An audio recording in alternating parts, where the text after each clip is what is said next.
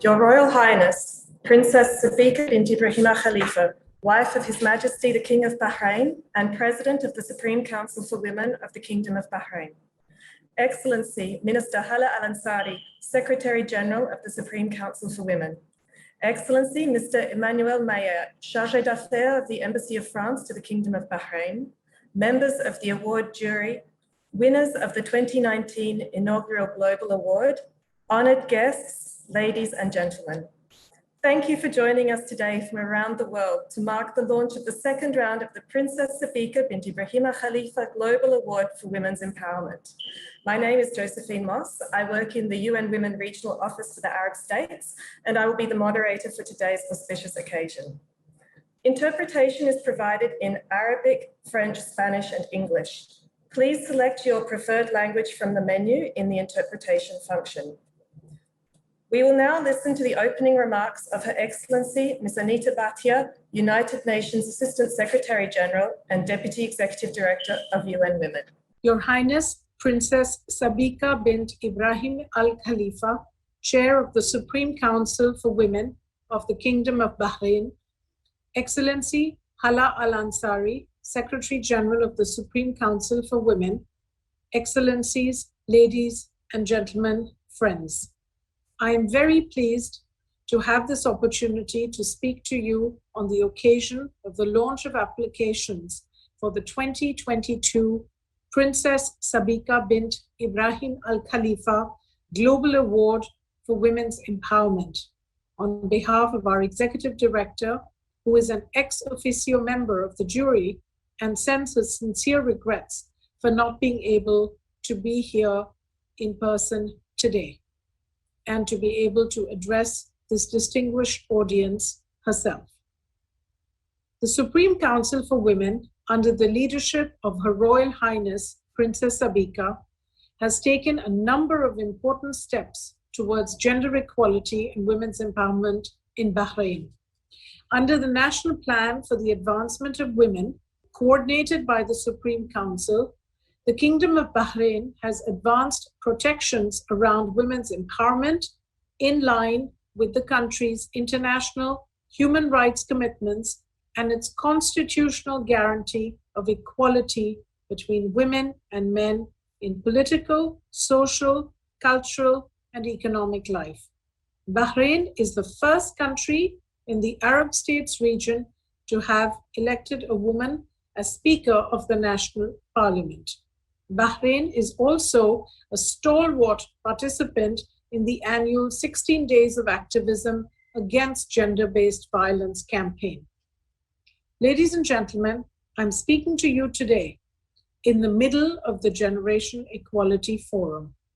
This is a landmark event to catalyze rapid advancement on gender equality, and the forum is taking place at a very critical moment. We know that COVID-19 is threatening to roll back existing gains for women's rights, and the discussions and the debates of the 3 days of the forum will put gender equality at the heart of the Building Back Better agenda. The forum will drive a rapid acceleration in gender equality, in leadership and opportunity for women and girls worldwide. It will also fuel a significant and lasting multi-stakeholder coalition for gender equality.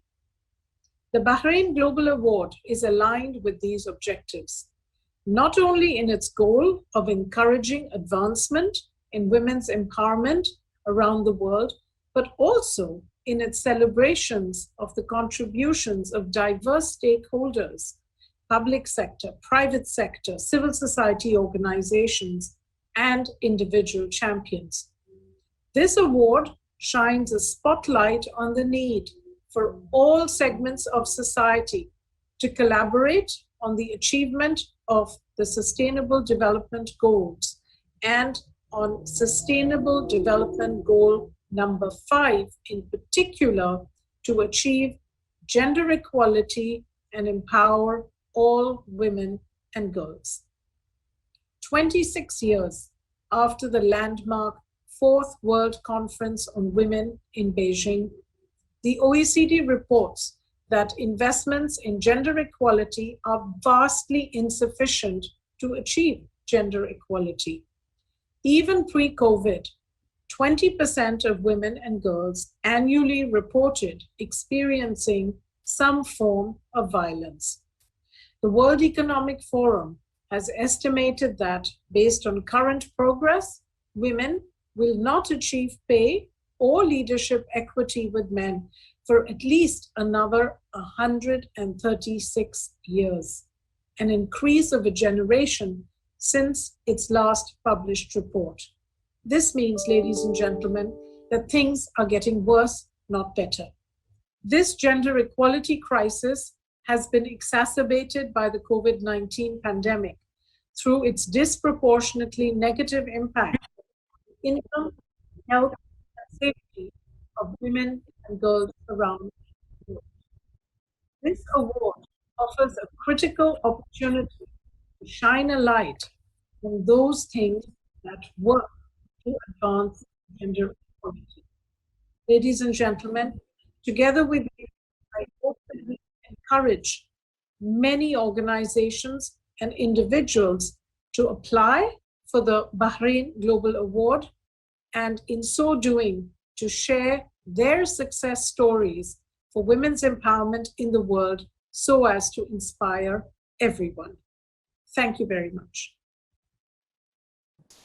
It's now my pleasure to introduce the recorded remarks of Her Royal Highness Princess Sbika bint Ibrahim Khalifa, First Lady of the Kingdom of Bahrain and President of the Supreme Council of Women, to officially launch the 2022 Bahrain Global Award for Women's Empowerment. الحضور الكريم، أجد في اجتماعكم هذا خير فرصة لإلقاء الضوء مرة أخرى على رسالة وأهداف الجائزة التي نجد فيها خلاصة فكرية ومعرفية لخبرتنا الوطنية في مجال تمكين المرأة ومتابعة تقدمها في مملكة البحرين. الأمر الذي أسهم في وضع هذه المبادرة تحت تصرف المجتمع الدولي من خلال هيئة الأمم المتحدة للمرأة، التي تحرص بدورها على إتاحة الفرصة لتبادل الخبرات ونقل المعارف وتوجيه الموارد لدعم الجهود والمساهمات الوطنية التي ترتقي بحياة المرأة وتمكنها من الإسهام بشكل مؤثر في تنمية ونهضة مجتمعها، وبما يحقق الأهداف العالمية للتنمية المستدامة 2030.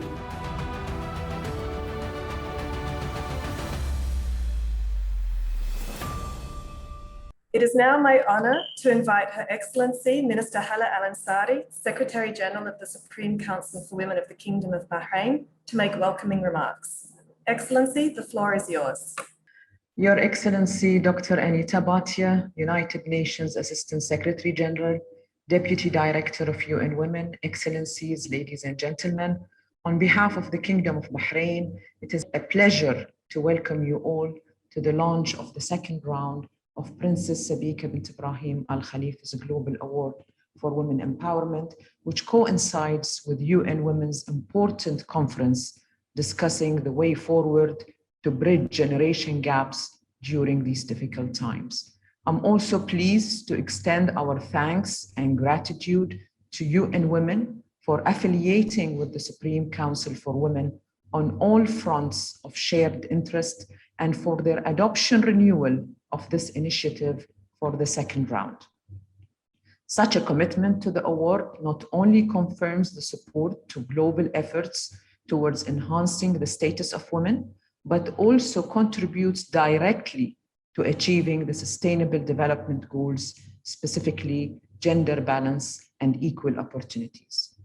14 years ago, Her Royal Highness Princess Sbika bint Ibrahim Al Khalifa, President of the Supreme Council for Women, established a national award in the Kingdom of Bahrain, which has over the years contributed to the tangible and positive impact of national efforts that is showcased mainly in an increase in the percentage of the participation of Bahraini women working in the public and private sector, and particularly in middle management positions, the adoption of equal opportunity principles and practices by national policies, legislations, strategies, plans, and programs, and develop and implement programs that enhance work-life balance by targeting the needs of working women and ensuring their sustainable advancement in the workforce.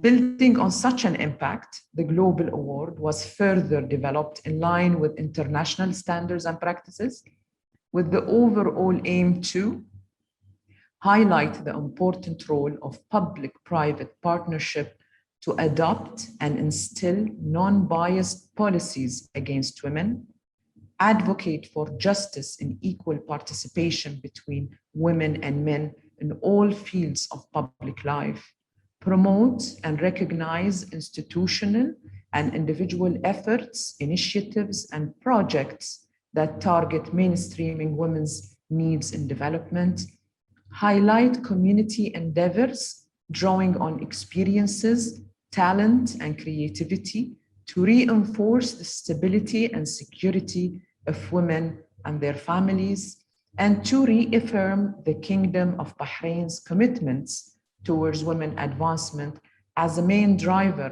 of sustainable development at a global level.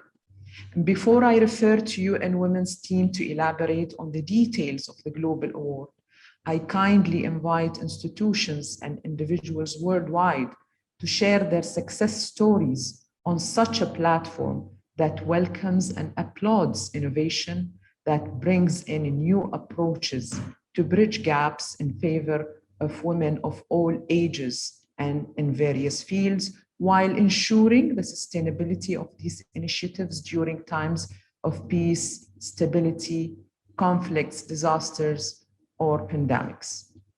Excellencies, ladies and gentlemen, together we hope to continue supporting and uploading genuine impact in the field of women empowerment and equal opportunities as key determinants to collective progress. Thank you very much. Ladies and gentlemen, distinguished guests, the Bahrain Global Award for Women's Empowerment emphasizes the importance of engaging stakeholders from diverse sectors to achieve impact for women's empowerment. The award specifically recognizes contributions of 4 categories: public sector, private sector, civil society organizations, and individual champions. We will now hear from leading representatives of these 4 sectors in a panel discussion on why women's empowerment is a global imperative to achieve Agenda 2030. Following the contributions by the panelists, we will have a brief question and answer session, so please do feel free to use the Q&A function to pose any questions you may have. To begin our discussion today, I'm very pleased to introduce Ms. Yeni Wahid, Director of the Wahid Foundation. Ms. Yeni Wahid is a former international journalist and member of the Special Staff for Political Communication working in the Office of the President of the Republic of Indonesia.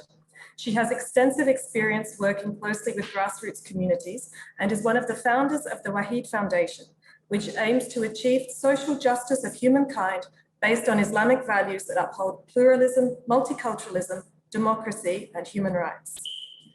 Ms. Wahid, we would be very pleased to hear your perspectives on the public sector walking the talk on women's empowerment for national development. The floor is yours. Thank you very much, Ms. Josephine. Her Royal Highness Mrs. Sbika binti Ibrahim Al Khalifa, Her Excellency Hala Al Ansari, Excellencies Anita Bhatia, and all the wonderful people of the UN Women, esteemed speakers, ladies and gentlemen. First of all, thank you very much for inviting me to be part of this wonderful event, which celebrates women and tries to empower women in our societies. And I think we all know that the current imbalances, gender imbalances, had put big barriers for majority of women to realize their potentials in helping society to achieve many goals. And therefore, we need to engage women, we need to facilitate women so that they can develop their potential more, contribute to society on an equal partnership with men. So I would like to just tell you a little bit of what we're doing here in Indonesia as an example of how we try to facilitate women more in being a positively contributing members of the society. Through my foundation, the White Foundation, we are engaged with the government to create a national action plan. It's a government program that to prevent or to counter violence extremism. One of the critical points of this policy is the importance of women's role in especially shaping the community resilience against the narratives and ideology of extremism. Through these interventions, we have developed two kind of programs. The first one is called a Peace School Initiative that especially addressing the youth, especially the vulnerable ones, in navigating pressures in the society that might lead to a sense of despair and grief. From our research at the foundation, we found that a sense of grief and a sense of misery is a big factor that lead people to radical acts. So therefore, addressing these issues, helping our youth to be able to navigate the pressure from the society is critical to create a more resilient societies. The second program that we have created, and this is together with the UN Women, is we try to build resilience on the community level through a program called Peace Village Initiative. The program tries to promote social cohesion, tries to promote conflict prevention mechanism in communities by using three different pillars. The first one is through economic empowerment efforts. And the second pillar is through training on peace mechanism, trying to create mechanism of conflict prevention in the communities, creating mechanism in which people are able to address their griefs, to address their grievances, to address their problems, the issues before it becomes a issues that might have much bigger impact or much bigger potential to explode. The third one is women empowerment. So combining these three different approaches, we try to create resilience and using or facilitating women as the main drivers in these efforts. What we found is that when we directly try to interfere or directly try to address or focus on women, we found that the impact is much, much bigger than if we had just addressed, for example, as men, for example. Because as we know from many research shows that when you facilitate women or when you try to, when you invest in women, then the effort or the impact will be much more, will be tenfold, because women then reinvest what they have, the resources in the societies, in their families, and their communities. So we found, for example, cases in which women made the paradigm shift that is quite radical. For example, we've got one beneficiaries in a remote village in East Java. Her name is Ibu Habsah, and she was, the least to say, she was very ignorant of women's rights. In fact, she said to us when we first approached her village, she said in astonishment, "I didn't realize that women have rights." That's the comments that she made. Now, the same woman is mulling over the plan to run as a village chief. So you see there's a big leap of paradigm there, paradigm shifting in her confidence in herself, in her thinking process, and in her belief that women have rights, and when women are given their rights, and they can contribute more to the societies. So this Peace Village program that is supported by the UN Women also work with local authorities. We try to facilitate discussions with local authorities, with religious clerics, with public figures, with private entities, to work together in supporting women's increased participation, especially in local decision-making process. We also try to increase access to economic opportunities. We try to create interfaith dialogues, creating multi-ethnicity communities to create social cohesion more.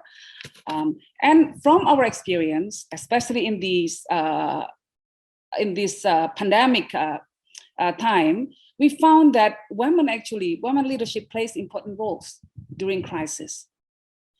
In one of our villages, for example, we've got our women helping government in promoting health protocols and also trying to achieve a zero infection rate in their villages. So from these empirical evidences, we can conclude that empowering women brings greater benefit to the societies. And only by empowering women that we can achieve all the goals that we, mankind, have set out to do. And so I just want to thank you again for Government of Bahrain and also for UN Women to create this important platform so that women's efforts are being recognized and being strengthened.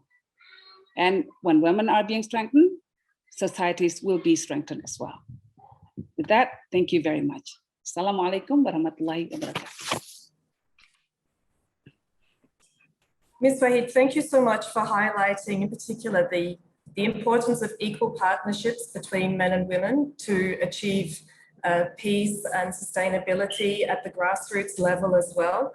The point that you made around the role of women to support communities to resist violent extremism and to build resilience is a really important one, particularly relevant in, unfortunately, many regions of our world. And particularly, thank you for highlighting the sense of self-empowerment that women develop when they are able to participate in programs such as those that you are running with the foundation regarding conflict prevention and timely resolution of grassroots concerns, and how this can lead them to aspire to even more participation in the public life of their communities and societies. Thank you so much for your contribution. Thank you very much, Ms. Josephine. It's now my pleasure to introduce Dr. Abdurrahman Jawahiri, President of Gulf Petrochemicals Industries Company. Dr. Abdurrahman has spent almost 4 decades with Gulf Petrochemicals Industries Company and has led the company as president since 2005. Dr. Abdurrahman is highly active in Bahrain's private sector and philanthropic and policy circles. He's a member of the Board of Trustees of the Bahrain Center for Strategic International and Energy Studies and has been formerly a member of numerous entities, including the Council of Commissioners of the Bahrain National Institution for Human Rights. He has been recognized in Bahrain and internationally for his commitment to women's empowerment in the private sector. In this capacity, Dr. Abdurrahman will kindly share his views on why women's empowerment makes good business sense for the private sector. Dr. Abdurrahman, the floor is yours. Thank you. Your Excellencies, ladies and gentlemen, let me begin by saying what a great honor and privilege it is for me to participate here at the launch of the second round of Princess Sbika bint Ibrahim Al Khalifa's Global Award for Women's Empowerment. And may I take this opportunity to praise Her Highness's endeavors, humanitarian role, and keenness in assessing disadvantaged females facing exceptional challenges in all parts of the world.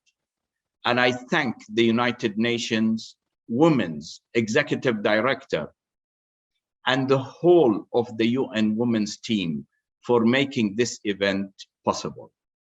Within the UN family, we are all aware that UN Women has established itself as a strong voice for women's empowerment, advancements, education, and push all parts of the system to mainstream women's needs in every field. This is further recognized, in my opinion, by UN Women's insight in the adoption of this prestigious global award, marking another significant contribution to the advancement of women. If you allow me, ladies and gentlemen, I also like to extend a special thanks and congratulations to Her Excellency Hala Al-Ansari, Secretary General of the Supreme Council for Women in Bahrain, on this landmark achievement that is the climax of years of hard work to drive Bahrain's deeply ingrained women empowerment culture beyond our national borders.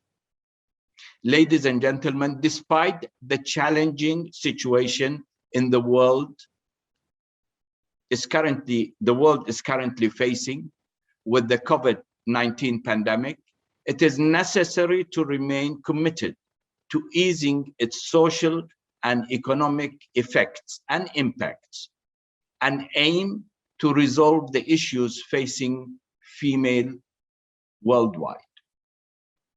It is pivotal to emphasize that reaching gender balance and empowering females is not solely the business of women, but rather it is collective effort for us all. Hence, this esteemed global award strives to hear and further echo the voices of women everywhere in the world. Young women, elderly women, disadvantaged women, disabled women, women workers, and women professionals across all sectors. This is accomplished by engaging women as beneficiaries and contributors towards achieving the 5th Sustainable Development Goals on gender balance and women empowerment, as my previous distinguished speakers mentioned. In addition, ladies and gentlemen, it is particularly fitting here to briefly discuss the Kingdom of Bahrain's relentless efforts to coaching the principles of women's empowerment, mainly economically, recognizing that investing in women is financially a very smart move. The Kingdom is leading by example, as Her Excellency Hala Al-Ansari mentioned. And this morning, by coincidence, Bahrain released its labor force statistics that showed employment in the private sector is 60% of the total workforce, of which percentage of Bahraini women in the private sector is represented by 35%, with 40% of those working in the financial and banking sector. Employment in the public sector, however, represented only 34%. And so you can see that the private sector are the driving force behind economic sustainability and providing job opportunities for women. It is also significant that the private sector is a crucial ally in advancing women's economic empowerment. Companies, by embracing and supporting women at work, as a worker, as consumers, as producers, as suppliers, act as a catalyst for change and supportive partner in the progress of women's empowerment. Investing in women also brings several benefits, such as risk reduction, supply chain stability, better financial performance and agility, creativity, and brings innovation and enables it into the workplace. My company, for example, in the Kingdom of Bahrain, recognize that our involvement and contribution through our gender equality policies and procedures is considered key towards the success and sustainability of women's empowerment.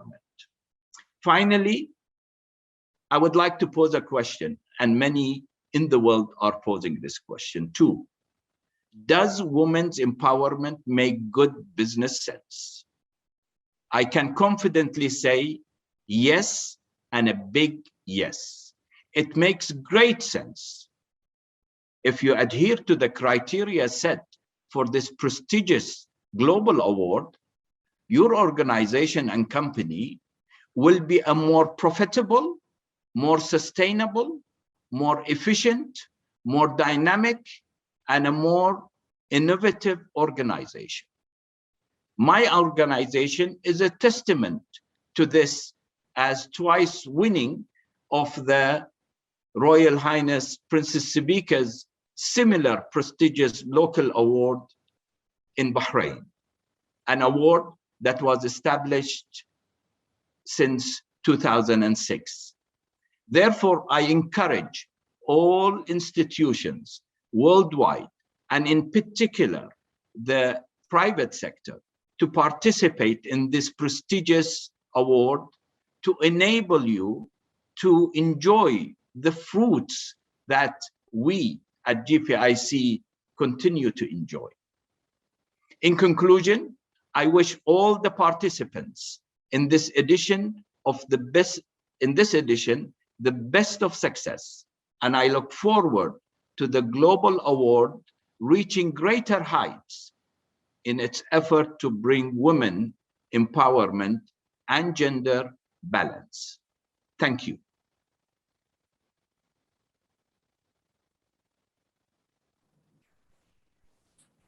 Thank you very much, Dr. Abdurrahman. Thank you in particular for highlighting the fact that women's economic empowerment, participation, and leadership in the private sector is absolutely essential to economic growth and sustainability. And thank you, if I may, for saying that you've highlighted some of the more innovative, newer areas where we can fully explore opportunities for women's empowerment in the private sector, such as the opportunities provided by gender-responsive procurement and supply chains. And this could have an exponentially multiplier effect in terms of ensuring women's participation and leadership in the private sector. Thank you very much for your remarks. Thank you. I would now like to turn to Ms. Memory Kachambwa, who is Executive Director of FemNet, the African Women's Development and Communications Network. We seem to be having a slight technical difficulty. Ms. Memory Kachambwa, if you're online, could you please let us know in the chat, and we will certainly come back to you.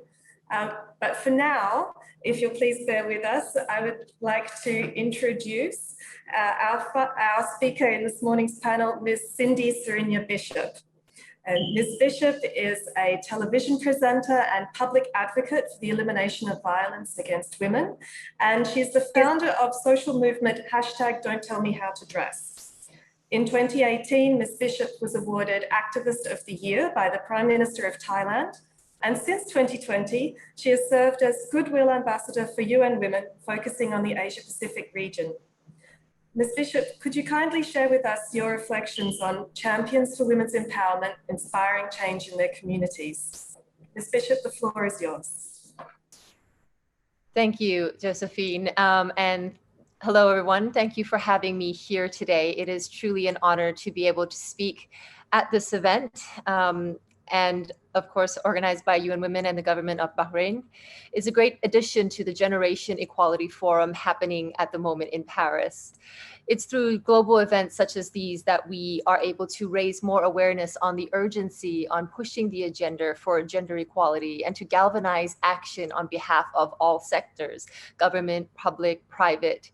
And gender equality can only be achieved through cooperation and through collaboration from all of us. And it is imperative that we continue to raise our collective voices and demand action.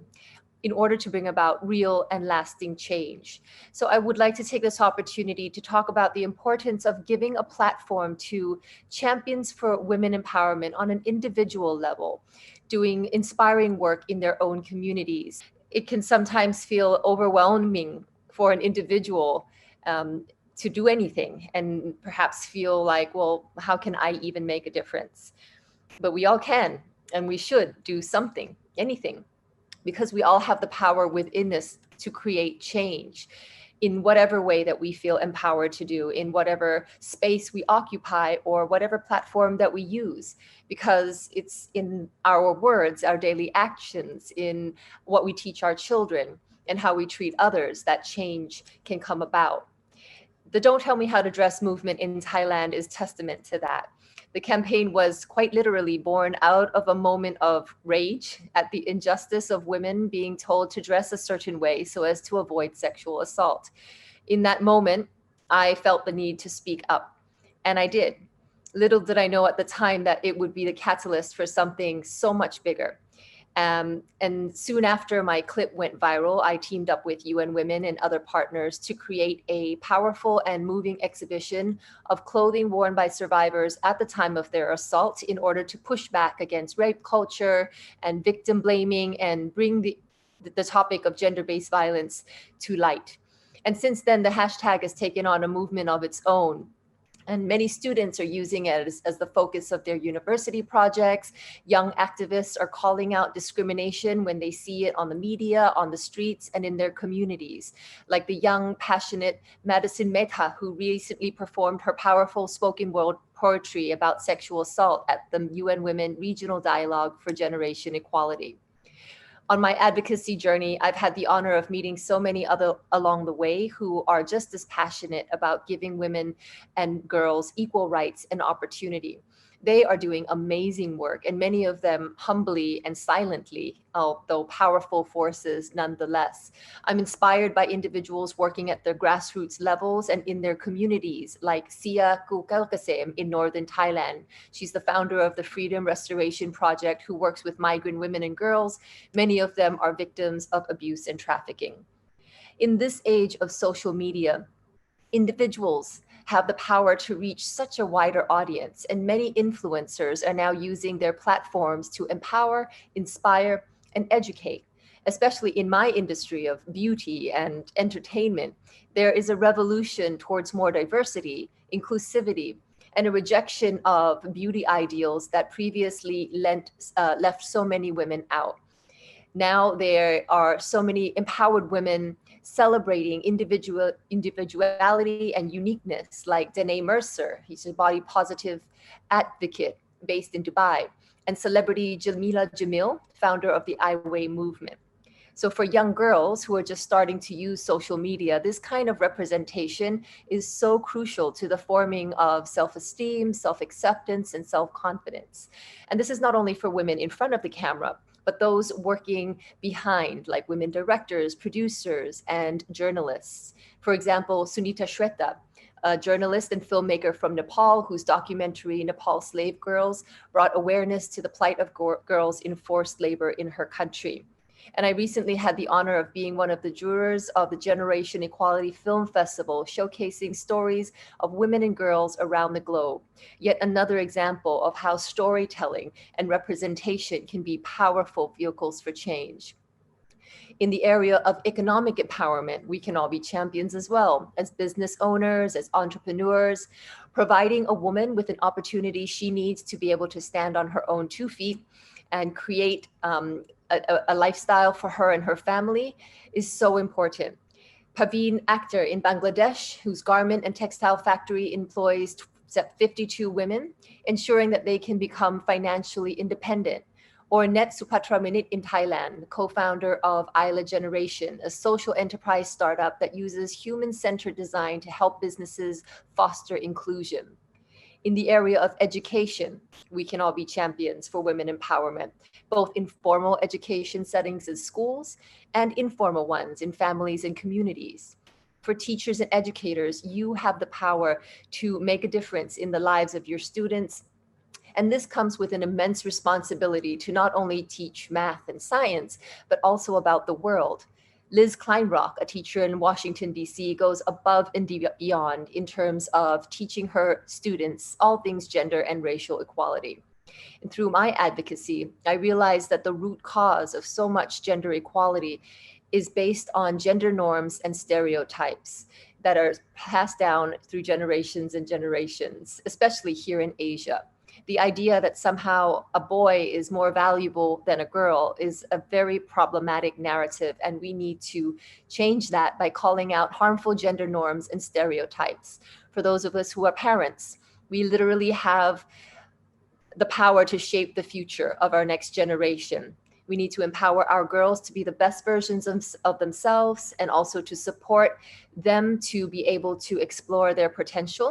And we need to be teaching our boys the meaning of consent, how to respect women, healthy ways to express their feelings, and the meaning of a happy relationship. And so you can see there are many ways that we can all be champions for women empowerment, and so many examples of individuals already leading the way. And I'm so excited to get to know all the candidates for this year's Global Award for Women Empowerment, and I wish them all the best. Thank you. We have one final question now. This question is addressed to Her Excellency Minister Hala Al-Ansari, the Secretary General of the Supreme Council for Women. Excellency, how will the Supreme Council for Women ensure that all women, and in particular women human rights defenders, are equally protected in accordance with international and human rights standards? Thank you, Excellency, the floor is yours. Thank you, Josephine. If you will allow me to answer this specific question in my own language, in Arabic, because I would like to answer it from our perspective as a society in light of our country specifics, the nature of the Bahraini society. بالنسبة لتعبير المدافعين عن حقوق الإنسان، هذا تعبير لا نستخدمه كثيراً في مملكة البحرين لسبب رئيسي. اليوم المجتمع البحريني برجاله ونسائه ممكن تصنيفهم كمهتمين وناشطين في مجال العمل النسائي، ويعملون على التوعية والترويج لحقوق المرأة والرجل. فحقوق المرأة هي جزء لا يتجزأ من منظومة حقوق الإنسان في مملكة البحرين.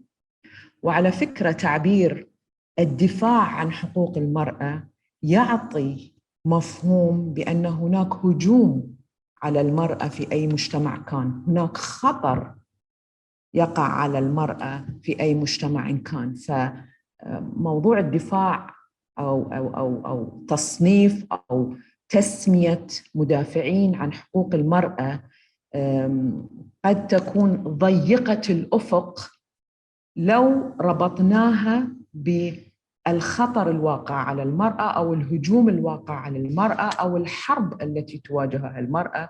لأن ماذا سنفعل إذن في حالات السلم؟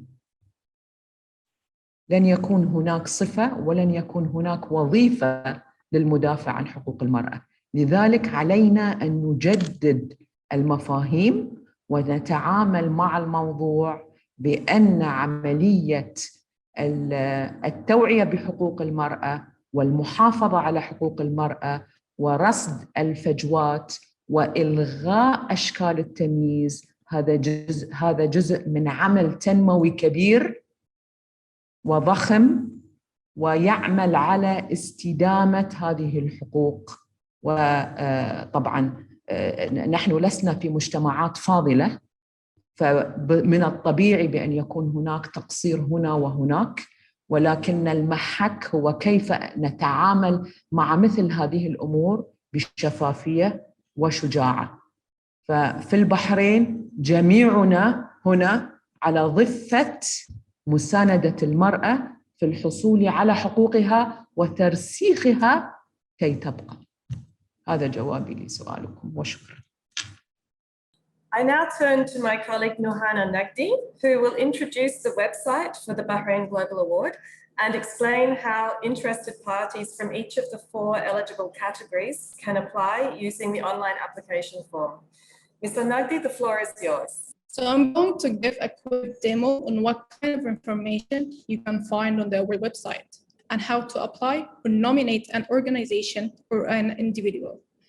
As you may see on my screen, the website for the Global Award is womenglobalaward.org.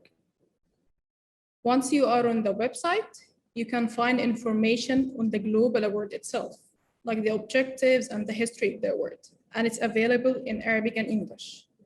You may also find information on Her Royal Highness Princess Sabika bint Ibrahim Al Khalifa in 3 languages, Arabic, English, and French. If you want to know information about the jury members, you can go to the jury members tab and you will find information on the names and the title of each jury member, as you can see. Then, if you go to the winners tab, you will get to see the first round winners and to listen to them talking about their amazing initiatives and how they were able to make a difference within their communities. Now, I will show you how you can apply or nominate an organization or an individual. Please note that you can only apply through the official website. All you need to do is to go to the Apply Now section and select the relevant category, whether it's public sector, private sector, civil society organization, or individual champions. Let's go to the civil society category. As you may see, the first thing that you need to do is to select your preferred language. This year, we're providing the application form in 4 languages, Arabic and English, Spanish, and French. Let's select English. So as you can see, the form contains a set of questions on the organization. You can nominate the organization that you work for or another organization whose work you admire and provide the relevant details. At the end of the application, you will need to upload some supporting documents. And then once you're done, you just need to click Submit. Also on the website, you can find a list of frequently asked questions, like who can apply, how can I apply, and how many awards are there, and more other information. Please have a look at these to help guide your application. If you are interested to know more about the work of the Bahrain Supreme Council for Women, please click on SCW in the menu bar, and it will take you to the official website of the Supreme Council for Women. Also, if you need to know more about the work of UN Women in the Arab States region, please click on UN Women, and it will take you to our website. And it's available in English and Arabic. Now, I would like to invite you to follow UN Women and the Supreme Council in Bahrain on Facebook, Twitter, Instagram, and YouTube, and share your messages using the hashtags Global Award for Women and SCW20. Thank you so much for listening, and we are looking forward to receiving your application. Over to you, Josephine. We'll now hear a message of support from Her Excellency Phumzile Mlambo Mkuka, the UN Under-Secretary General and Executive Director of UN Women. Today, we really are thankful to the Kingdom of Bahrain for having come up with an award that recognizes global champions on gender equality. But the nice thing is that young people can apply, institutions can apply, civil society, governments, and women leaders. What we are looking for here is people who are doing initiatives that will make a difference, that other people can learn from, that can become role models. I think Her Royal Highness has been working on it for a long time, but in the last 2 years we started discussing in earnest with UN Women, and now we are launching. People must start applying now because it's open for application, because next year this time we will have winners. It's now my pleasure to invite Ms. Suzanne Michael, UN Women Regional Director for the Arab States, to make closing remarks. Ms. Mikhail, the floor is yours. Thank you so much, Josephine. And exactly as our executive director stated, we will have winners, and we already do have winners.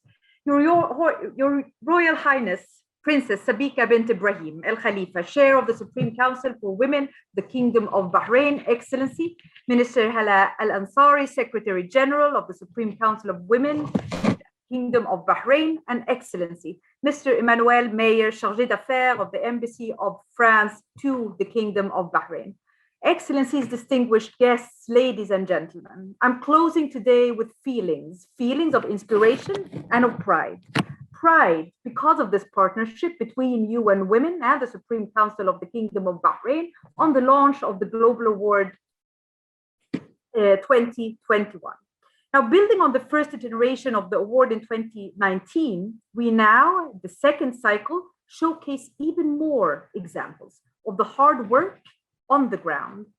Our distinguished speakers and panelists spoke clearly about the tangible contributions that stakeholders from governments, private sector, civil society, and individuals make to advance women's empowerment. Contributions, yes, but most of you spoke equally of the benefits of gender equality. We heard of the financial benefits, we heard of the development benefits, we heard of the societal benefits. Because the time, my friends, to act is of course now.